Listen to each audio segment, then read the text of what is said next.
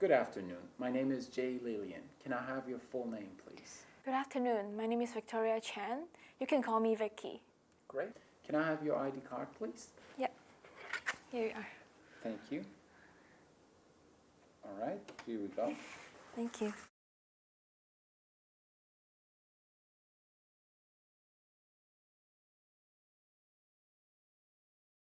In this part, I'd like to ask you some questions about money. When you go shopping, do you prefer to pay for things in cash or by card? Well, it depends on where I shop and what type of things that I buy. For example, if I'm in a fruit market, I would pay by cash because they usually only take cash. But the majority of times when I'm shopping, I prefer to pay by card because I have an app that connects my card to my phone, so it will keep track of all my transactions, which I find it very helpful to keep track of my Good. spending each month. Do you ever save money to buy special things?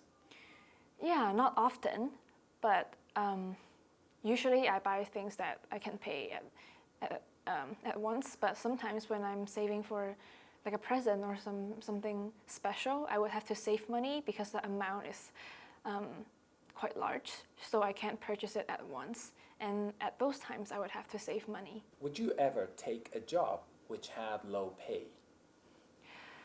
I definitely would if that job is, for example, it's my first job. I would weigh the experience, the learning experience, and the opportunity to network more than the pay. But if I'm more experienced, I would choose jobs that have higher payment because it could cover my living expenses and I can. Great. Yeah. Do you think winning a lot of money makes a big difference to your life? I think it definitely would, and I would say for the majority of people, it would make a large difference on their life as well, because money is such a big part, important part in our lives. And for me, if I have a lot of money, I can have more options to choose. I can afford more things, and I have more freedom to do the things that I like. So I don't have to, because I don't have to work to earn money.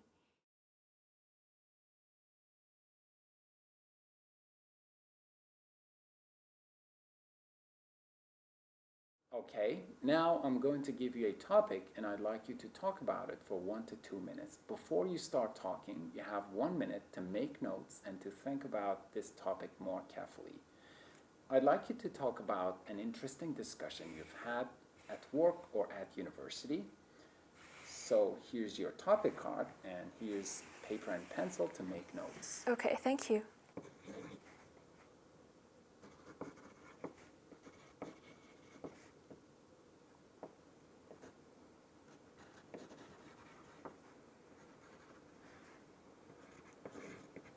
Okay, you have 1 to 2 minutes to talk about this, so don't worry if I stop you. I'll tell you when the time is up.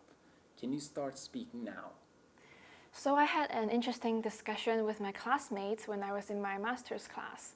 We were talking about psychological development, and it was a seminar class, so there are like 20 students, and the discussion was led by our teacher. She asked this question whether our personality is formed by nature or nurture. And I find this question very interesting because I always wonder what makes me who I am today.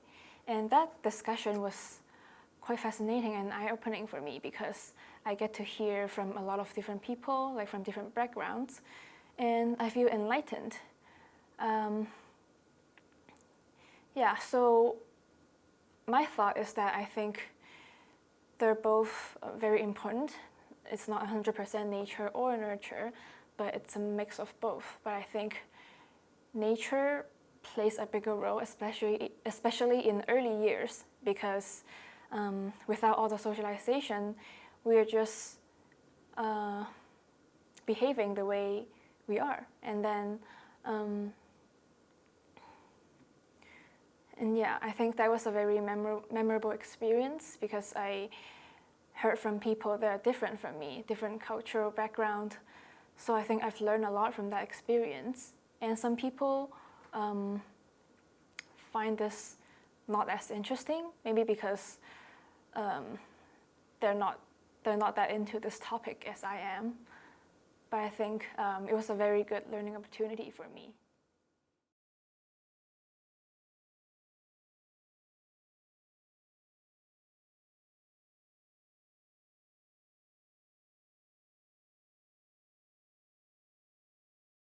Okay, we've been talking about discussions. Now I'd like to discuss with you two or more general questions related to this. Why is it good to discuss problems with other people? Well, I think it's good to discuss problems with others because of a few reasons. First, when you're talking to someone, you get to hear their opinion. So it gives you a fresh perspective that you might not see before.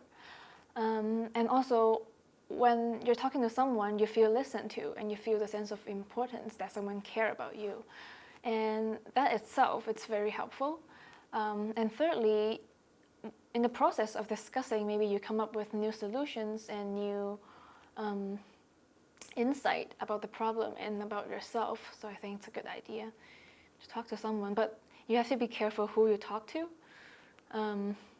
Great. Do you think that it's better to talk to friends and not family about problems? Well, it depends on what type of problems that you're discussing. I think we can relate that there are some things, some matters that we would rather talk with our friends but not with our family. Maybe because we don't want them to be concerned about us, and friends can more relate to our problems. However, definitely there are times that family members are better to talk to because they're more experienced, they know you better, and they'll protect you. Great. Is it always a good idea to tell lots of people about a problem? I think it's not always a good idea to talk about your problem to a lot of people. One, because then a lot of people know about private matters about you.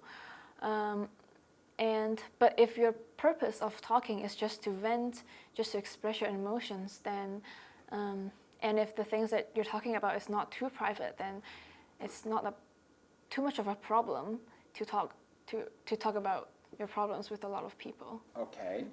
Now let's turn to communication skills at work. Which communication skills are most important when taking part in meetings with colleagues?